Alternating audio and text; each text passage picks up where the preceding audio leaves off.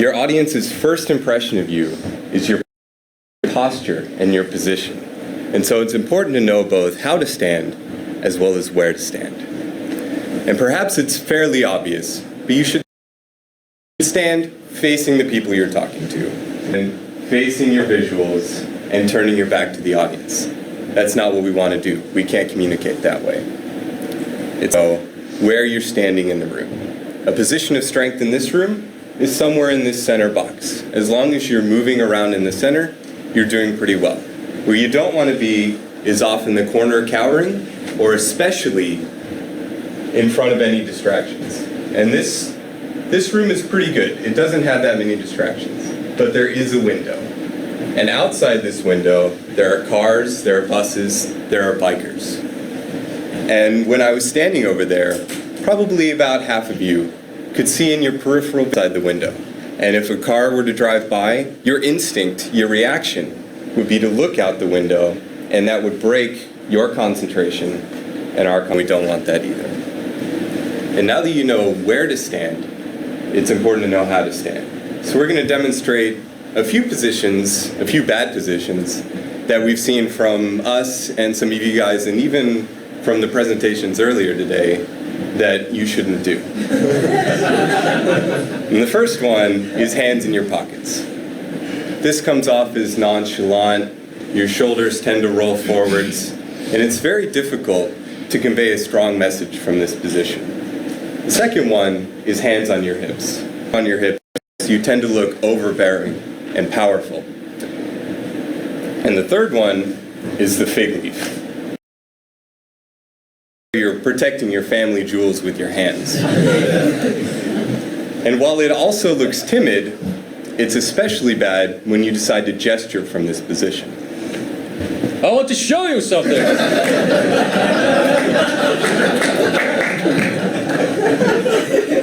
You look like you're flashing the... That's not a good thing. So how should you stand? And if I could actually get all of you to stand, I'll lead you through a short demonstration on how to find your base posture. So once you've stood, be mindful of the people next to you and place your feet hip-width apart.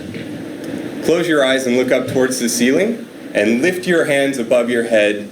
Get a good stretch underneath your shoulders and let your arms drop to the side. When you open your eyes, look down. This is your base posture. Thank you very much for participating. You guys can sit down now. Now that you've found your base posture, this is where you should gesture from, and it's where you should finish gesturing. It may not feel the most comfortable, but it looks the most comfortable to your audience.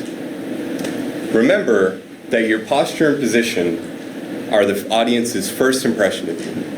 But now that you know how to stand still, it's time to learn how to move. Gestures are important because it helps you. For example, if you use gestures, the audience remembers twice as much. It also helps you, the future speakers too, because it helps your memory when you speak. Also, beside the transition, your hand and arm movement is the biggest movement that the audience can see. You can either use it wisely or waste it on random and distracting gestures. I'm going to show you 3 types of gestures: the give, the show, and the chop. Here's an example. This quarter, I went to this communications class. It was so great. I mean, you could feel that your skills are improving. I think this was the best class I've ever taken. Let's read the give. This quarter at the GST, I went to class. So this gesture is used to give the audience the facts or the options. Remember to have your palms up, not down. We'll get to that in a minute. The show. I mean, you could feel that your skills are improving. This kind of gesture has the largest variety, and your imagination is the limit. Just remember that the gesture and the message has to match. For example, you can't say, "Profits are rising," with a gesture like this. So, congruency and creativity. The chop. I think this was the best class I've ever taken. So this gesture is used to deliver strong opinion. You can either use it one hand, or you can use both hands.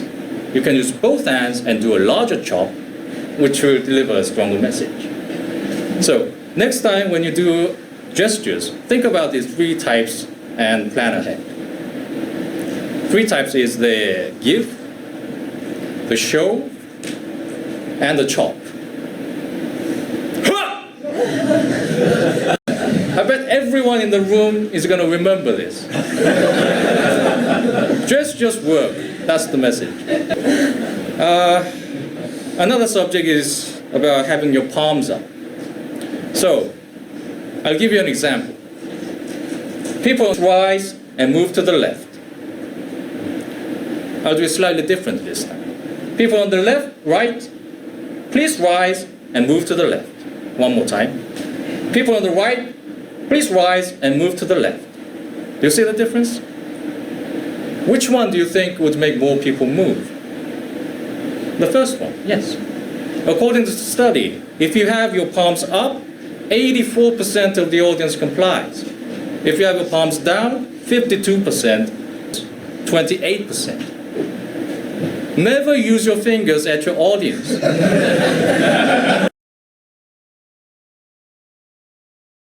It looks just arrogant, and only politicians use that.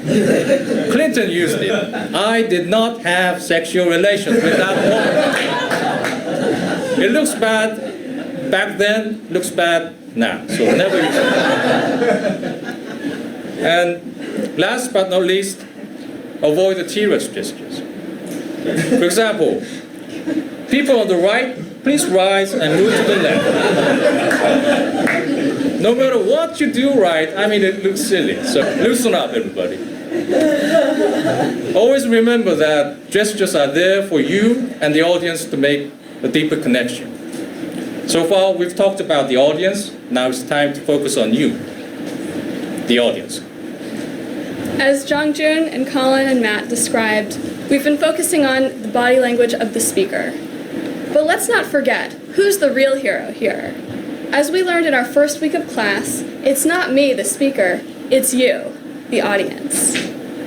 But what happens when the audience doesn't realize that they are on this hero's journey? Have you ever seen an audience that looks like this? Have you ever been that audience? It's okay, we all have. Whether we're playing on our phones, falling asleep and nodding off, looking at the clock, and calculating, can we make an escape from this room? We've all done it. But the thing is, it's the speaker's responsibility to understand what's going on with their audience. Body language is a powerful way to assess that. As a speaker, we can be so focused on our own body language that we never even notice what the audience is doing. And it's important to change that. So I want to share 3 strategies for how you can engage with your audience better by developing more observational skills. So first of all, absolutely be using the gestures and body language tools that we've talked about today and over the course of the quarter. But the second thing is to notice. You're going to be looking for eye contact, but look beyond it. Look at how your audience members are sitting. Are they fidgeting? Are they moving? Are they leaning forward, looking engaged and taking notes?